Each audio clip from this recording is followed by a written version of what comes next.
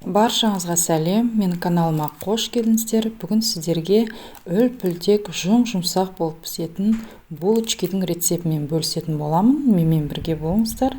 Бұл булочки творогпен және мейізбен жасалынған, өте дәмді болып шығады. Қамыр жақсы көтерілу үшін біз бірінші апара жасап алуымыз керек.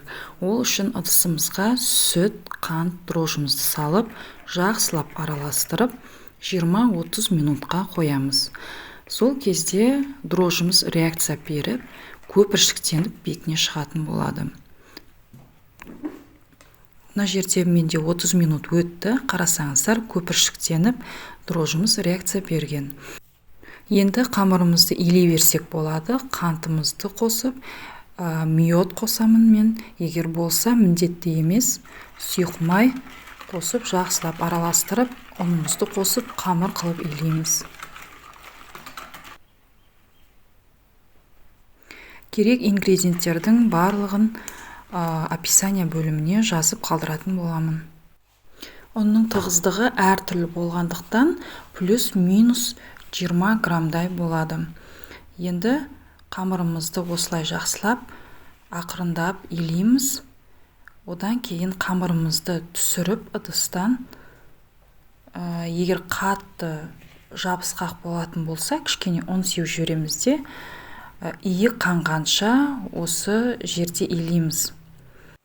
5 минуттай илейміз. Басында осылай қолыңызға жабысатын болады. Кейін иі қанғаннан кейін жабыспайды. Бұл өте маңызды этап. Осылай жасайтын болсаңыз, қамырыңыз жақсы көтеріледі.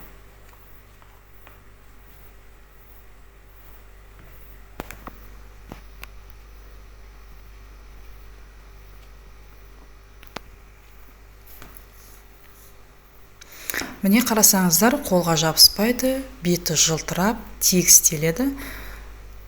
Дайын болды. Иі қанды қамырдың. Енді ыдысымызға салып, ыдысымды мен майлаймын астын. Ыдысымызға салып, бетін жауып, 1 сағатқа қоямыз. 1 сағаттан кейін қамырымыз жақсы көтерілетін болады. Начинкасын дайындаймыз. Начинкасы творогпен болады. Творогыңыз егер құрғақ болатын болса, 1 ас қасық сметана салып, қантымызды салып, жақсылап блендермен езіп аламыз.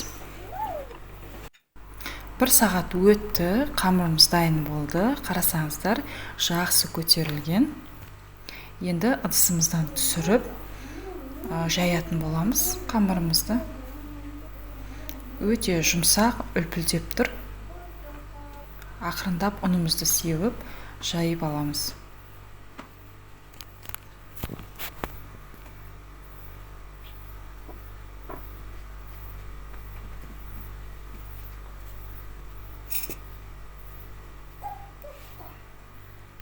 Енді жайып болғаннан кейін, кішкене сармай алып, жағып шығамыз. Осының үстіне жаңағы начинкамызды жағамыз. Начинкамызды салып, бір тегіс қылып жағып шығамыз.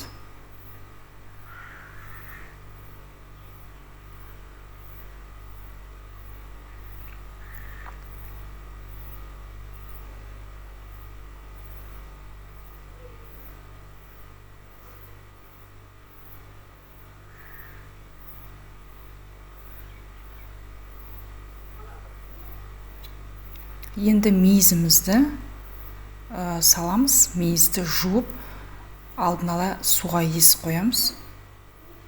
Салғаннан кейін ақырындап ораймыз.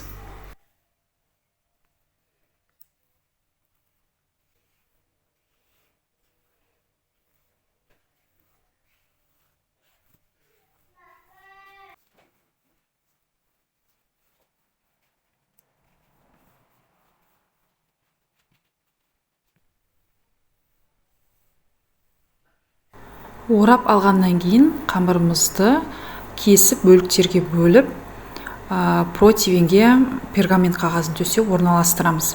Кескен кезде асықпай, жұмсақ болғандықтан асықпай абайлап кесу керек.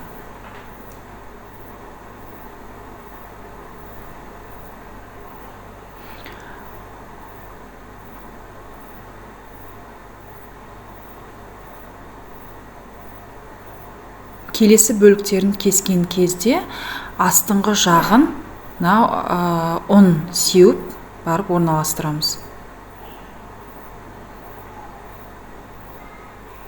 Осылай барлығын орналастырып шығамыз.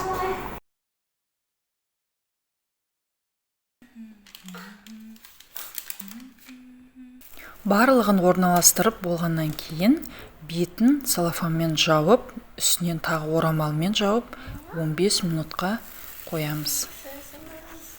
15 минут өтті, міне қарасаңыздар өте жақсы көтерілген. Енді үстіне бір жұмыртқаның сарысымен 2 ас қасық сүт қосып араластырып бетіне жағып шығамыз.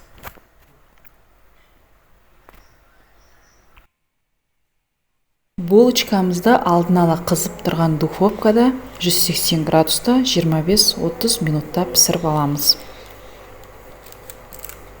Булочкалар пісіп шықты, өте әдемі, жұмсақ, үлпілдек болып пісіп шықты. Сіздерге кеңес берем, жасап көріңіздер. Видеоны соңына дейін көргеніңіз үшін рахмет. Ұнаса лайк басыңыз.